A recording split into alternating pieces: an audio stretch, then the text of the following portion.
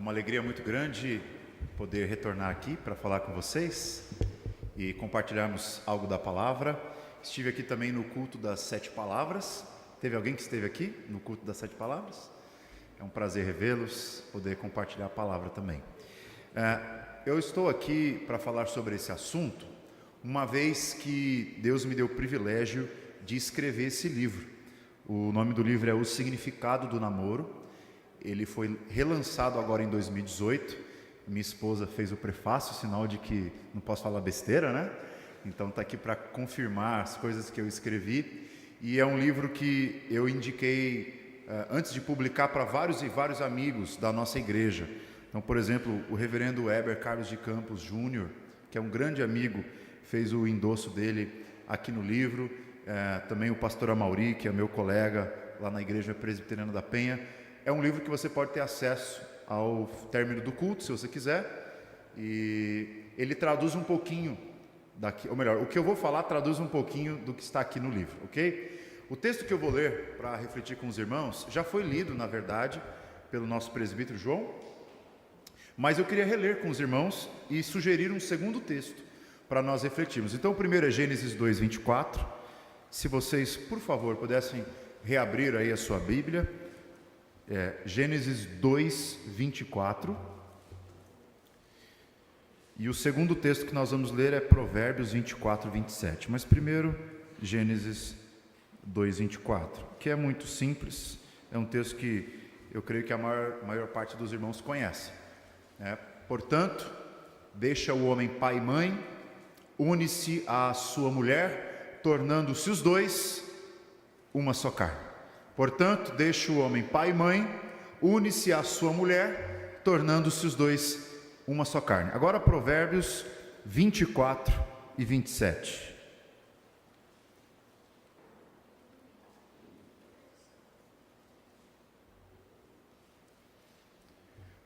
Está aí no telão, a gente pode acompanhar juntos. Diz assim: cuida dos teus negócios lá fora, apronta a lavoura no campo e depois edifica a tua casa. Todo mundo entendeu, gente? Se vocês entenderem bem esses 2 versos da palavra de Deus, nós vamos entender muita coisa a respeito do que a Bíblia fala sobre namoro, sexo e casamento. Mais uma vez gostaria de orar com vocês. Senhor, abre os nossos olhos, que o teu Santo Espírito possa nos iluminar, nos confortar, nos corrigir e nos desafiar a termos conceitos, ideias, opiniões que não fluam da nossa cultura, que não fluam das nossas próprias ideias, mas que fluam exclusivamente da tua santa palavra, que é a nossa regra de fé e prática. Abençoa também os meus irmãos e amigos que estão aqui presentes nessa noite, para que seja uma noite gostosa, agradável e transformadora da nossa mente e do nosso coração. Em nome de Jesus. Amém. Muito bem, queridos. Eu gostaria de compartilhar 3 ideias a respeito desse texto que nós lemos de Gênesis 2, 24 com vocês. E nessas 3 ideias eu vou tentar casar, literalmente, o namoro, o sexo e o casamento, ok? A primeira ideia é a que está bem no comecinho de Gênesis 2, 24. Portanto, deixa o homem pai e mãe e se une à sua mulher. O primeiro princípio que eu gostaria de trabalhar sobre relacionamentos, e que também está confirmado por Provérbios 24, 27, é o seguinte: responsabilidade precede relacionamentos. Será que vocês poderiam repetir comigo isso? Vamos lá? Responsabilidade precede relacionamentos. Exatamente, responsabilidade precede relacionamentos. Agora, se você ler o livro de Gênesis, os primeiros capítulos, você vai chegar a uma conclusão muito intrigante a respeito disso. Qual foi a primeira coisa que Deus criou após criar o homem? Aí geralmente as pessoas respondem assim, reverendo Rosta: a mulher. E eu digo, resposta errada. A mulher é uma coisa maravilhosa, mas Deus não criou a mulher, depois criou o homem. O que foi que Deus criou, queridos, depois de ter criado o homem? Muito simples, o trabalho. O trabalho, lembra? Ele criou o homem, colocou ele no jardim, Gênesis 2,15, e o colocou ali para guardar o jardim e cultivá-lo. Ou seja, a primeira ordem que Deus deu para o homem foi trabalho. Vai ser alguém responsável primeiro, vai cultivar a terra, vai dar nome aos animais, vai organizar e administrar a criação que eu te dei. É possível dizer, sem medo algum, que Adão, o nosso caro antecessor e pai da humanidade, ele teve 3 profissões. Sabia disso? A primeira profissão foi administrador, porque Deus criou a terra e a deu nas suas mãos como mordomo, como um vice-presidente, um vice-regente da terra. Então a primeira profissão do mundo foi administrador. Tem alguém aqui que fez administração? Levanta a mão. Olha, irmão, parabéns, você trabalha na coisa mais antiga do universo. O homem se sentiu até inflado, assim, vermelho de alegria. A segunda profissão de Adão era a de agricultor. Ele era um homem da terra, era um homem do campo, era um homem das plantas, um homem das flores, era um homem das frutas, das árvores. E a terceira profissão de Adão era biólogo. Exatamente, porque ele teve que dar nome aos animais. E sabe como é que se chama o ramo da biologia que estuda o nome dos animais? É o ramo da taxonomia. Exclusivamente ele se foca em dar nome aos animais. Ora, Adão já fazia isso desde o início da criação. Pois bem, qual foi a primeira coisa que Deus deu para Adão depois de criá-lo? O trabalho. E ainda deu não pouco trabalho, deu 3 profissões para ele. Ou seja, ele teve que fazer uma graduação, uma pós-graduação e um doutorado. Ou seja, o cara não era pouca coisa, ele era um bom homem. E ele, antes da queda, guarde isso, é o protótipo de homem para nós. O homem que antes de procurar uma mulher, ele procura responsabilidade.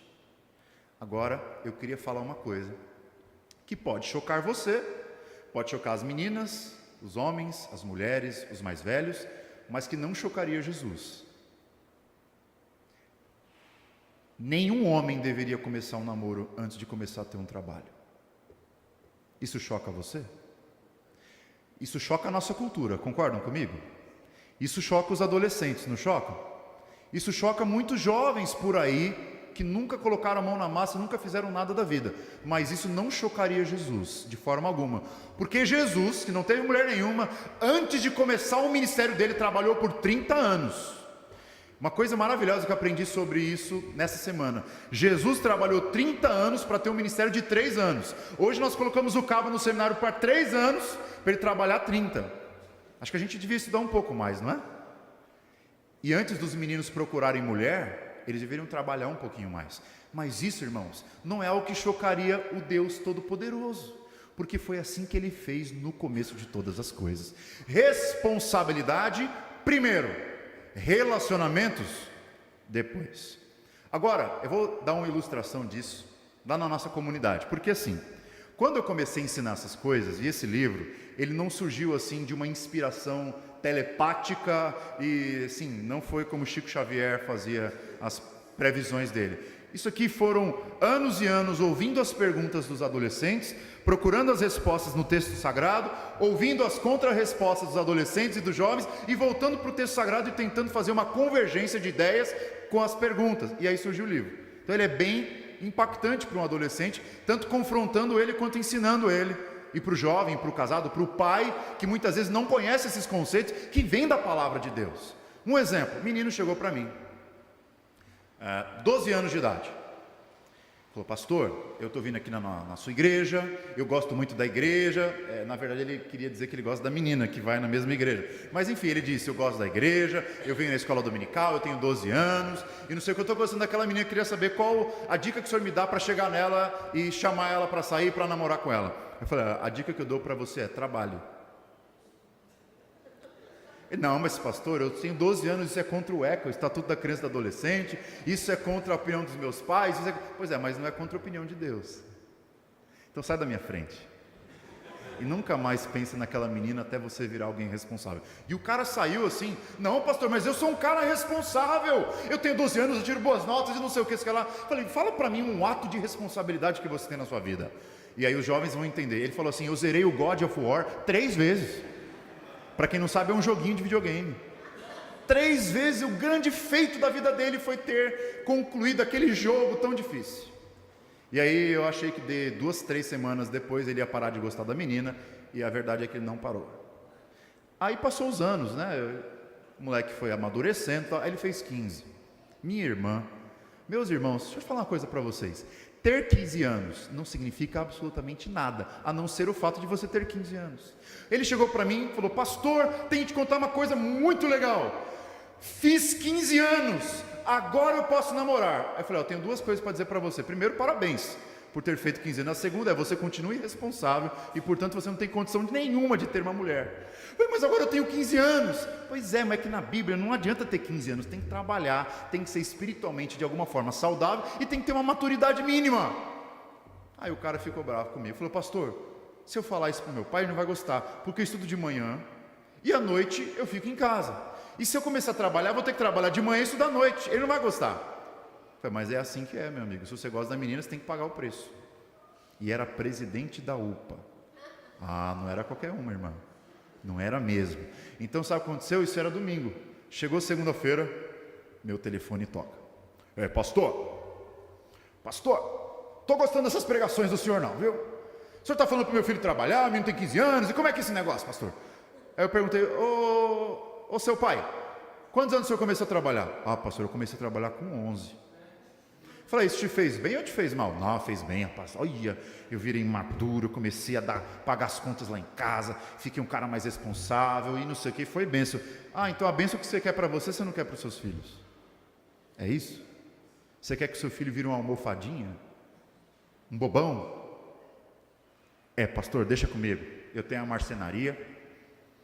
Ano que vem, pode ter certeza, 1º de janeiro o menino está trabalhando. Aí, irmãos, a coisa mais extraordinária e inacreditável aconteceu.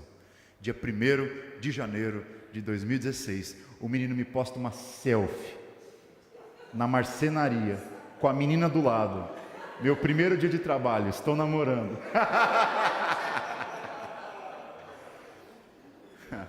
Mas o menino hoje está com 18, juntou uma graninha boa. Eles fazem um casal maravilhoso. A menina, inclusive, professora de escola dominical, com 19 anos, passou em um dos primeiros lugares lá da USP na engenharia. É um casal formidável e eles querem casar daqui a 2 anos. Namoro, quando começa certo, termina certo. Agora, o princípio é muito simples, meus amigos e meus irmãos. Responsabilidade precede relacionamentos. O melhor jeito de você se preparar para uma mulher e para um homem, qual é? Não é você se maquiar, não é você cuidar do seu corpo apenas, é você buscar responsabilidade, maturidade, trabalho, estudos. Vai fazer uma faculdade, vai estudar, fazer alguma coisa, porque a nossa cultura é diferente da cultura dos nossos avós. Vou dar um exemplo para vocês. A minha avó, Roster, ela casou com 12 anos. Quer que eu conte a história? Era uma vez um senhor chamado Antônio, famoso Tonhão, 1,89 m, meu avô, e ele tinha uma fazenda. E a fazenda dele era grande, então morava muita gente. E gente que ele nem conhecia. Um dia ele estava passando pela fazenda do vizinho, no seu cavalo, e aí ele viu uma menina, linda, 12 anos, lavando a roupa no tanque improvisado daquela casa. E aí o meu avô parou o cavalo, desceu dele, bateu na porta do mestre lá e falou: ô, de casa. Isso foi ele que me contou. Oh, que menina bonita é essa que está no quintal, hein, lavando roupa? Oh, menina bonita. É sua filha, Zé? É minha filha. Falei: é a única que você tem? Não, eu tenho mais 13. Naquela época não tinha televisão, né? Nem o YouTube, nem nada. Então o único entretenimento que tinha era esse. E aí falei: eu tenho mais 13, mas você gostou daquela lá? Falei: qual o nome dela? O nome dela é Ana. Ah, Ana? E quantos anos tem a Ana? A Ana tem 12. Rapaz, mas eu gostei demais da Ana. Eu quero casar com ela. Falei: o que o senhor quer? Eu quero a mão da sua filha. Mas o que o senhor quer em troca? O que o senhor tem aí para cuidar da minha filha? Eu tenho uma fazenda, eu tenho um cavalo. Falei: então pode levar. Ele casou com a minha avó assim.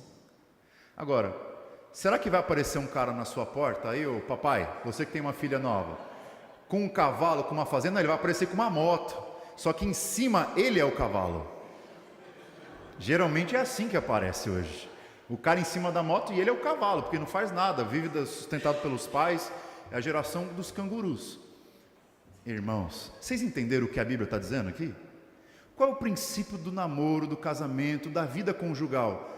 Sem responsabilidade, o casal não vai para frente. Agora uma palavra para os casados. Você sabia qual que é o maior índice de divórcios? Em qual faixa etária que está o maior índice de divórcio? De meninos e meninas que casam com 19, 20 anos, que nunca trabalharam na vida. E aí eles nunca conseguiram nada juntos, eles nunca trabalharam, nunca ganharam responsabilidade. Aí eles se casam. Aí certo dia eles descobrem que eles têm que trabalhar, têm que fazer alguma coisa. Aí eles começam a brigar. E eles se separam. Primeiro, busque ser responsável. Essa é a palavra de Deus para você.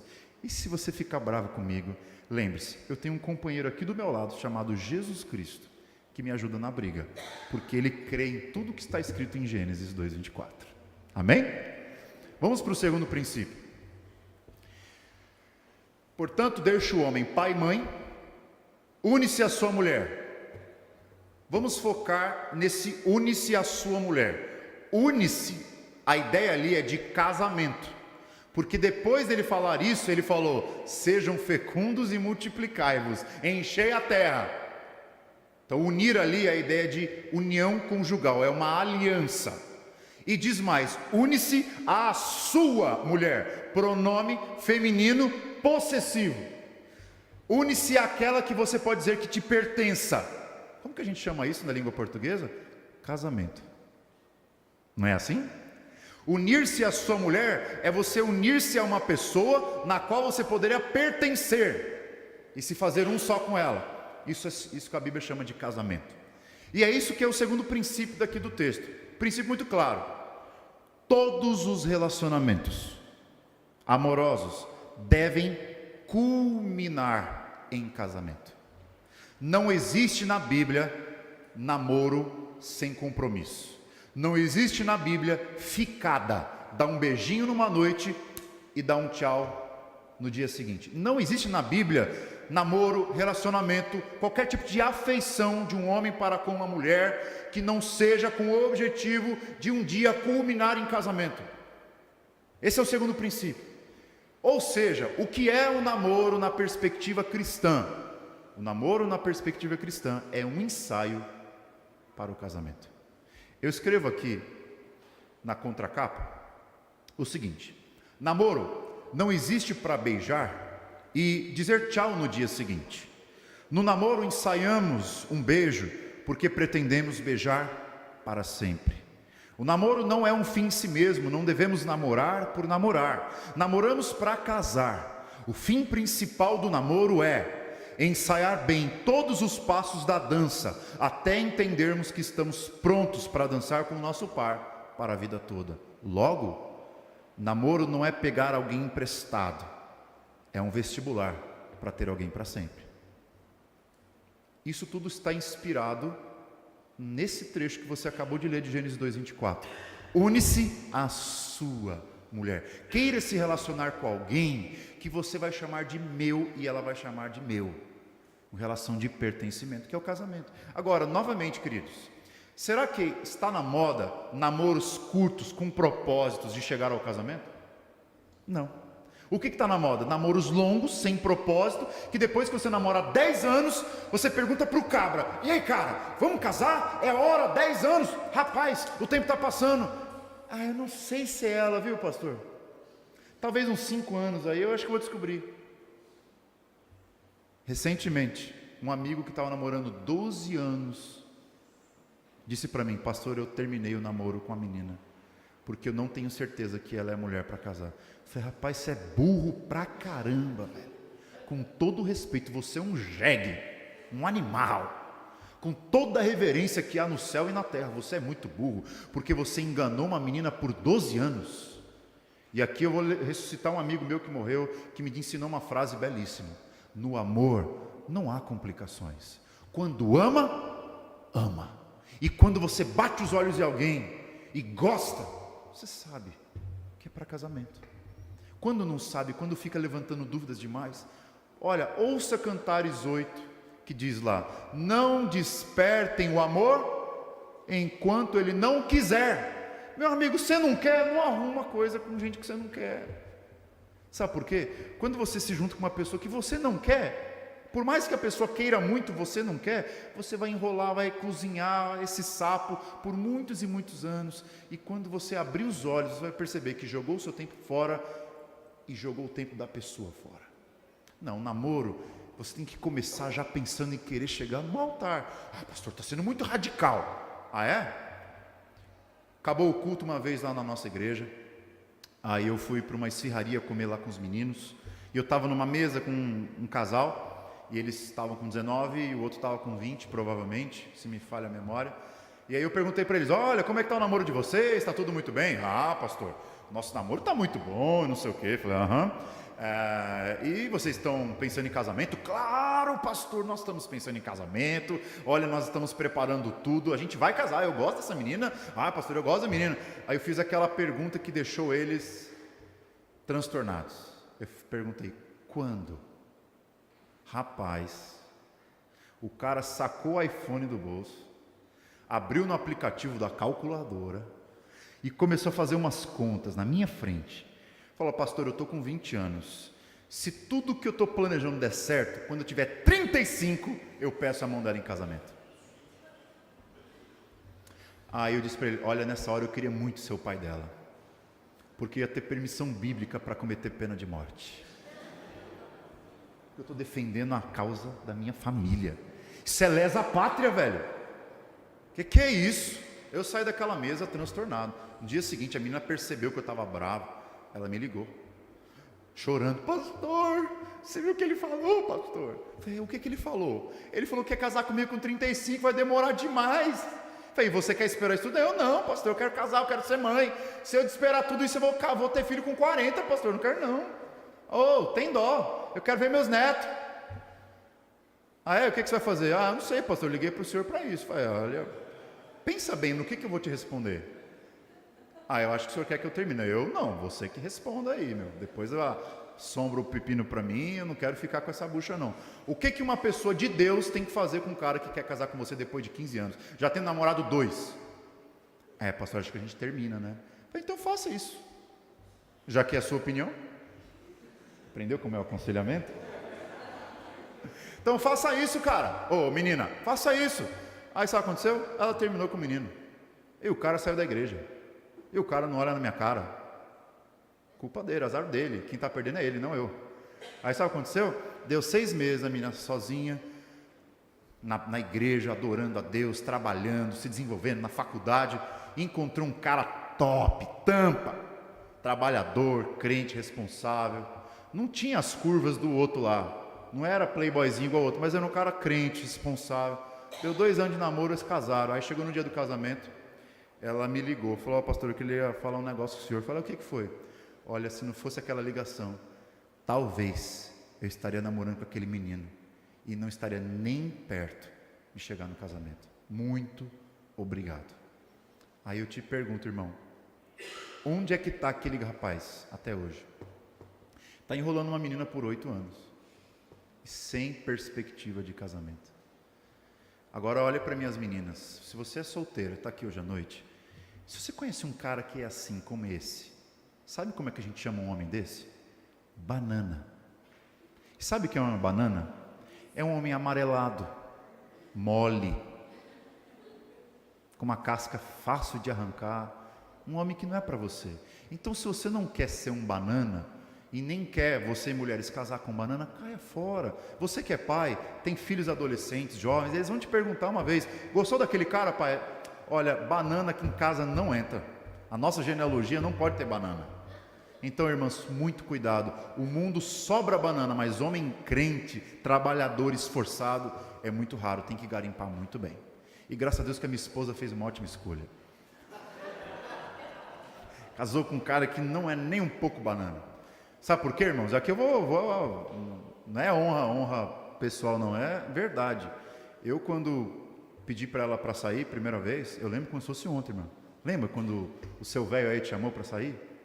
Foi maravilhoso. Eu estava lá na igreja, todo envergonhado, ela estava solteira, eu estava com uns 20 anos, ela estava com uns 19, alguma coisa assim, estava no 3º ano do seminário, só queria saber de livro, velho, só livro. Aí de repente eu olhei para aquele pedaço de pele ali, falei, meu Deus do céu, até quando eu vou ficar lendo livro?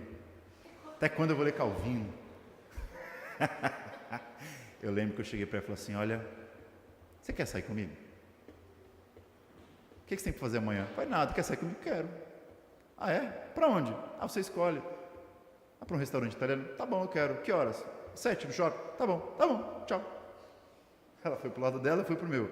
Chegou no dia, eu levei ela para um restaurante italiano, mas hoje é restaurante de adolescente, que é o Ragazzo. Mas o nome era de italiano. É, porque aqui adolescente pode pagar, né? Hoje é restaurante chato, feio, né? Mas na época, uau, um restaurante italiano, eu pedi um nhoque, veio uma lasanha, um negócio assim, super organizado. E eu lembro que eu peguei a mão dela, falaram que tiveram um velório hoje, né? Já tocou mão de morto? Aquela mão gelada, escorrendo. Eu peguei a mão dela, irmãos, uma mão gelada, escorrendo. Falei: minha filha, você está viva ou você está morta? O que aconteceu com você? Cabeça baixa, assim, envergonhada. E eu falei: olha para mim, quero falar umas coisas para você. E eu olhei bem no fundo daqueles olhos castanhos maravilhosos e disse assim: você é a menina mais linda da igreja. Você é a menina mais meiga e doce da igreja. Você é a menina mais maravilhosa, mais crente, mais santa. Olha, se você me desse a oportunidade de namorar com você, eu casaria com você e te daria 4 filhos. Ah, a menina quase desmaiou. Quase caiu, rapaz. Foi duro. E ela falou: esse cara é louco, meu. Esse cara é louco, esse cara precisa de um hospício. Esse cara é doido. É. Mas eu lembro, irmãos, que pouco tempo antes do casamento, ela conversando com algumas amigas dela, ou com a mãe, não sei quem foi, eu lembro que ela disse: olha, desde o início eu sabia que o Jean não queria brincar comigo. Ele queria coisa séria, e ele deixou isso muito claro bem no começo. Homens de verdade deixam bem claros: olha, eu não quero passar tempo com você, eu não quero brincar com você, eu quero coisa séria, eu quero ser o teu marido e você é a minha esposa. É assim que é na Bíblia, gente. Você concorda comigo? Olha, é o que Jesus concordaria, então eu acho bom você concordar com ele, porque no dia final, quem não concordar com ele vai estar em maus lençóis. Então esse é o segundo princípio. Relacionamentos foram programados para culminarem em casamento, não para ser um passatempo. Então, se a menina da igreja perguntar: pastor, é pecado dar um beijinho na pessoa e depois não ter mais nada? Mas é lógico, minha filha, se você dar um beijinho não tem compromisso, é prostituição. Mas prostituição pior do que a prostituição que acontece na rua, porque a prostituição que acontece na rua, a pessoa pede alguma coisa em troca, dinheiro. Você está dando seu corpo de graça, minha filha. Não se venda. Os seus lábios só são dignos de um homem que quiser coisa séria com você. Ensina isso para os seus filhos, ensina isso para os seus sobrinhos. Vamos ensinar, gente, teologia bíblica para os nossos filhos, para os nossos parentes, para os nossos amigos, para a nossa igreja. Você que dá aula aqui para os jovens, adolescentes, pelo amor de Deus, os nossos conceitos são totalmente rendidos à cultura e não à palavra. Precisamos consertar isso. Melhor jeito: comprar o meu livro, vai te ajudar, porque você vai aprender tudo e ler o livro de Deus, que é a palavra de Deus. Terceiro princípio para nós concluirmos. Ah, esse é bom. Deixa, portanto, o homem, pai e mãe, une-se a sua mulher, tornando-se os dois uma só carne. O que significa a expressão uma só carne? É uma coisa muito complexa. De acordo com o apóstolo Paulo, em 1 Coríntios capítulo 6, verso 9, o homem que se une a uma prostituta faz-se uma só carne com ela. O que é uma só carne, então? É uma coisa que no mínimo tem a ver com a sexualidade. Tem a ver com a junção de 2 corpos, mas não apenas a junção de 2 corpos. É a junção do ser feminino com o ser masculino por meio do casamento. É nós nos entregarmos completamente um ao outro. Não apenas o nosso corpo, mas a nossa alma, os nossos planos, a nossa vida é compartilhada e não é mais a minha vida, não é mais o meu dinheiro, o seu dinheiro, não é mais os meus sonhos, os teus sonhos. É o nosso dinheiro, os nossos planos, a nossa vida, os nossos afazeres. É tudo nosso, como diz o pessoal. É uma só carne, é a junção. Qual é o princípio? O princípio é muito simples. Que o sexo, de acordo com a palavra de Deus, é um presente a ser desfrutado dentro do ambiente da aliança. Porque, de acordo com a lógica de Gênesis 2, tornar-se uma só carne, aqui estou pressupondo a sexualidade, só é permitida quando você deixou a casa do seu pai e da sua mãe, uniu-se à sua mulher. Então a sexualidade é um presente de Deus, uma dádiva divina para ser desfrutada num ambiente de aliança. Caso contrário, ele não é sexualidade, é prostituição. É perda de tempo. Aí você pergunta para mim: pastor, mas eu conheço um monte de gente que teve relações antes do casamento, gente que teve relacionamentos fora do casamento, e eles gostaram, eles acharam maravilhoso. Mas isso não se compara a você ter a intimidade que Deus planejou para você dentro do casamento. E eu explico. Certa vez um rapaz, amigo de infância, ele me cruzou ali no condomínio onde minha mãe mora, e ele parou para conversar comigo, e ele começou a abrir o coração. E ele começou a abrir o coração na seguinte direção: olha, Jean, eu estou namorando uma menina já faz 12 anos, ele não era crente, não tinha religião nenhuma. Estou namorando essa menina há 12 anos, e olha, a gente já fez de tudo, a gente já teve intimidade, só que eu estou com um dilema. Falei: qual é o seu dilema? Que eu tenho mais prazer na frente de uma tela de computador do que com a minha namorada. Eu tenho mais prazer na prática da masturbação do que na sexualidade com a minha namorada. Você tem alguma noção do que, por que isso acontece? E se isso acontece com você também, se é normal? Aí eu falei: primeiro lugar, não é normal. E segundo, eu sei por que acontece. E aí, irmãos, eu vou abrir o jogo aqui para vocês. Eu sou presbiteriano, de carteirinha, mas naquele momento eu tive uma visão. Você crê nisso? Tive uma visão. Eu vi Arraial do Cabo, que eu já fui, aquela praia deserta, e de um lado, eu e a minha esposa, naquela praia deserta, e o nosso amor era como estar naquela praia deserta, mergulhando até as profundezas daquela água, desfrutando daquele sol quente maravilhoso, e daquela areia que não queimava os pés, porque era uma areia térmica. Eu me vi naquele lugar, e eu vi também o rapaz. Você está numa praia paradisíaca, mas o máximo que você desfruta é ficar sentado com o bumbum na areia, fazendo um castelinho de areia. Meu amigo, isso aqui é o que eu desfruto no meu casamento. Isso aqui é o que você desfruta de intimidade no seu namoro. Você não está percebendo que você empobreceu a intimidade, que você jogou ela na lata do lixo? Sabe por quê? Se você não está no casamento, quando você está com uma pessoa, você sente culpa. Se for uma pessoa de Deus, ainda sente muito mais. Culpa por quê? Está fazendo um lugar escondido, ninguém pode saber, ninguém pode entrar ali, é escondido, tem que achar um lugar que os pais não saibam que você está ali. Segundo, você tem medo. Se a pessoa tem intimidade com você antes de ter um compromisso sério, que me garante que ela não vai ter intimidade com outra pessoa antes de ter um compromisso sério? Você tem insegurança. Terceiro, você se sente aprisionado, tem medo de: se eu não usar a camisinha, pode ser que eu pegue uma doença. E mais, você se sente com a consciência pesada, porque aquilo não está te dando tanto prazer, porque a masturbação te dá o mesmo prazer do que aquilo. Meu Deus do céu, como que esse negócio pode ser uma coisa boa? Como pode ser saudável? Mas por outro lado, no casamento, numa relação saudável, eu não tenho segurança nenhuma, eu não preciso me esconder do pai dela, eu não preciso esconder da minha mãe, porque nós somos uma só carne. A liberdade, eu não tenho culpa diante do alto céus, do nosso Deus soberano, porque Ele fez essa dádiva e nos deu de presente. Vai, meu filho, aproveita.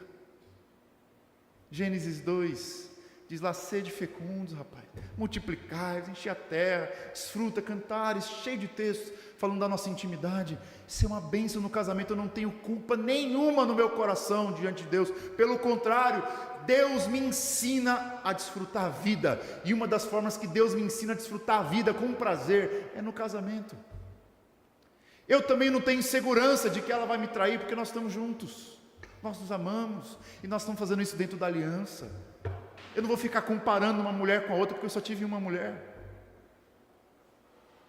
Não há prisão, não há medo, não há insegurança, só há o prazer de você estar com alguém e dar o seu corpo, porque antes de dar o seu corpo, na aliança, você decidiu dar a sua vida.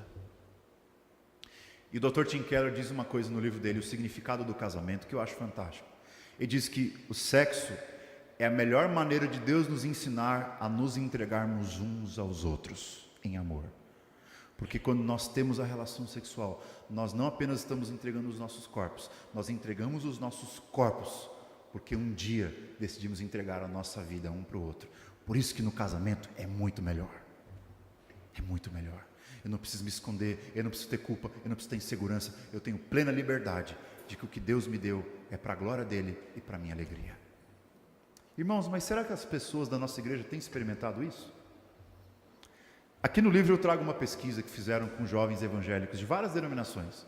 E a pesquisa acusou que quase 60% dos jovens evangélicos não casados já perderam a sua pureza antes do casamento. 60%. Logo, sabe qual é a grande dificuldade de nós pastores para com essa nova geração? Não é de dizer não tenha relação sexual, é tentar ser um instrumento de Deus para curá-los, que eles já tiveram. Sabe qual é a média de idade de meninos perdendo a virgindade no Brasil? 12 anos. 12 anos. Chegou um rapaz lá na igreja, gente, menino machucado, teve várias mulheres, mulherengo, se converteu a Cristo. Eu batizei ele, fiz discipulado com ele. O menino ficou se purificando, ficou buscando o Senhor Jesus. Encontrou a menina da igreja. Falou: pastor, eu quero namorar com ela, mas eu quero a tua bênção. E tal, fomos. Eu lembro que o homem era difícil. Eu tinha que andar com o extintor todo dia. Todo dia ele me liga: pastor, não estou aguentando. Eu apaga o fogo, apaga o fogo. Toda vez que você estiver zoado, meu amigo, liga para mim. Eu virei bombeiro, do dia para a noite. Aí o menino decidiu: pastor, vamos casar. Na véspera do casamento, ele me ligou. Falei: pastor, eu estou com um problema. Falei: qual é o problema, rapaz? É que eu já me deitei com muitas mulheres, pastor. E eu estou com medo de que quando eu me deitar com aquela que é santa, que nunca fez, eu fique comparando ela com as outras. Já pensou, queridos? Aí eu só disse uma coisa para ele: você é um pecador, mas a graça de Deus existe. E a graça de Deus cura. A graça de Deus transforma. A graça de Deus é o poder mais forte do universo. E se a graça de Deus está com você, pode ficar tranquilo. Pode ir com a sua esposa. Foi Deus que te deu. E desfruta o melhor com ela, com a graça de Deus sobre você. Aí ele foi para a lua de mel, fizemos o casamento, ele voltou. Primeira semana depois da lua de mel, ele marcou um café. Falou: Jean, você não sabe, cara. Deus é maravilhoso. A graça de Deus é maravilhosa. Rapaz, no momento que eu estava desfrutando a intimidade com ela, parecia que era a minha primeira vez. Porque Deus me fez puro de novo. A graça de Deus tem esse poder de transformar aquilo que era sujo em algo limpo, aquilo que era feio em algo que é esplendoroso, aquilo que era quebrado em algo que é perfeito. É a graça, irmãos. E essa é a nossa palavra para a nossa geração. Experimentar isso longe do casamento vai te trazer frustração, vai te trazer prisão, insegurança, medo. Não precisa disso. O casamento vai te trazer liberdade, segurança e confiança. Pode ter certeza, é a melhor coisa do mundo estar casado e poder desfrutar a intimidade com alguém que você ama na presença do nosso Deus. E esse é o terceiro princípio. E eu queria concluir falando aqui para vocês. Irmãos queridos, muita atenção aqui.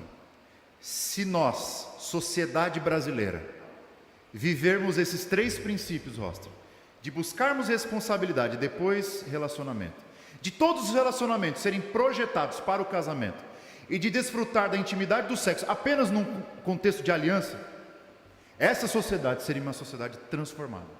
Essa sociedade estaria livre de meninas querendo fazer aborto. Concordam comigo?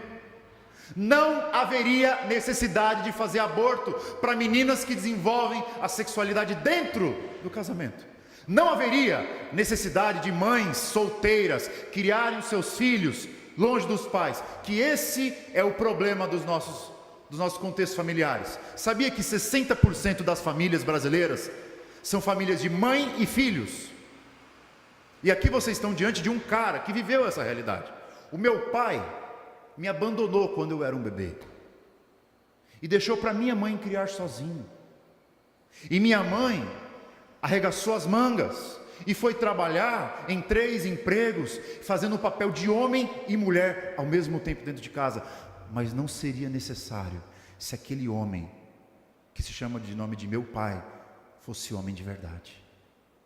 Da mesma forma, não precisaria ter meninas entregando os seus filhos para suas avós, para elas criarem por causa da sua irresponsabilidade. Se nós voltássemos para a palavra de Deus, as meninas iam ter uma sexualidade saudável, os filhos iam crescer na hora certa, e essa sociedade seria uma sociedade próspera. E se a gente não pode consertar essa velha geração, talvez você poderia ensinar isso para a nova, e fazer dessa nova geração uma geração diferente. Por isso, irmãos, eu fiquei indignado com uma mãe certa vez, e eu confesso para vocês, foi muito difícil ouvir o que ela falou. Depois de uma palestra como essa, ela disse assim: eu vou denunciar você para o conselho da igreja, porque eu não quero que o meu filho de 13 anos ouça isso que você está falando. Eu só quero que ele ouça sobre sexo depois dos 19, depois dos 18. Aí eu disse para aquela irmã, com todo respeito, mas a senhora é uma irresponsável, porque o seu filho já ouve sobre sexo todos os dias na escola.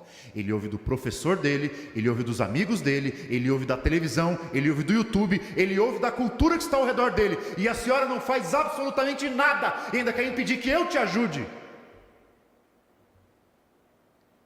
Eu estou querendo ajudar.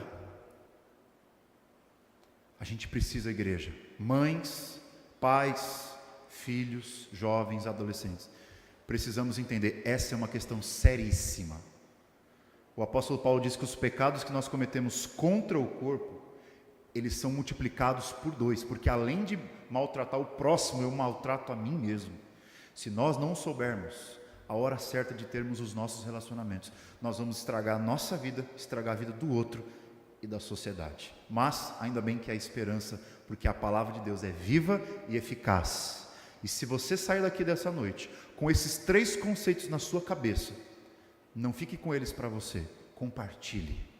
Compartilhe com seus pais, compartilhe com seus filhos, compartilhe com seus netos, compartilhe com seus sobrinhos, compartilhe com a sua família. E se alguém te chamar de radical, diga: eu sou radicalmente bíblico, eu sou radicalmente cristocêntrico, e eu sou radicalmente crente. Se esse é o preço, assuma e pague o preço. E diria uma coisa para vocês: obedecer a esses 3 princípios é a chave de ser feliz nos seus relacionamentos. Qualquer coisa que passar disso vem do maligno, e não vai ser bênção para a sua vida, nem para a sociedade. Amém, queridos? Eu queria finalizar então orando por vocês.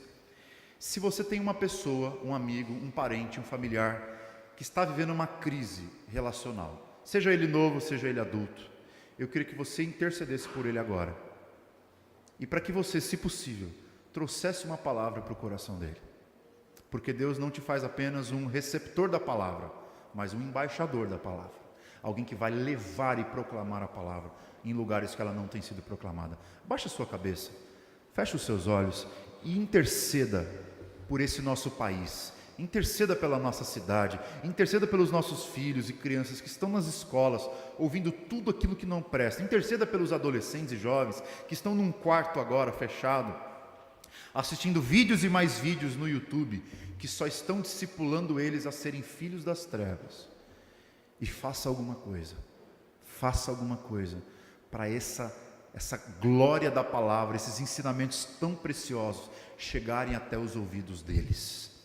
Ó Deus querido, muito obrigado por esse privilégio de estarmos aqui nesse Conexão com Deus, de estarmos aqui nesse lugar para falarmos de um assunto que pouquíssimas vezes nós pastores temos a coragem de falar com a igreja, e como são necessários, como isso é primordial, porque a nossa sociedade, ela esqueceu que responsabilidade vem antes de relacionamento. Infelizmente, Senhor, nós temos que lidar na igreja, com o teu povo, com homens e mulheres, que só vão buscar a responsabilidade quando a menina está grávida. Perdão por isso, Senhor. Perdão porque é culpa minha também, de ensinar pouco isso. Perdão porque é culpa nossa.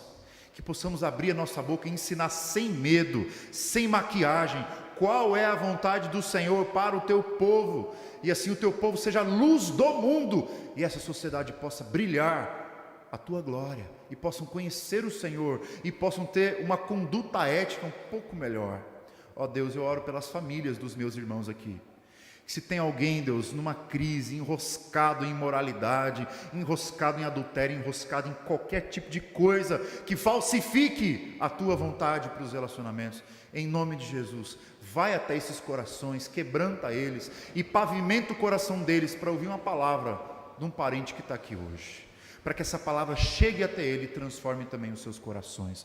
Usa as nossas vidas para sermos veículos do Evangelho a estes corações quebrados, que precisam da graça transformadora. Ó Deus, obrigado pelo privilégio de ter escrito esse livro, que tem abençoado tanta gente, tantos casais, tantos pais, tantas igrejas. Que o Senhor me dê a graça de continuar proclamando a tua verdade. Doa quem doer, doa a cultura o que doer, mas que o Senhor me ache íntegro e fiel diante do Senhor. Em nome de Jesus. Amém.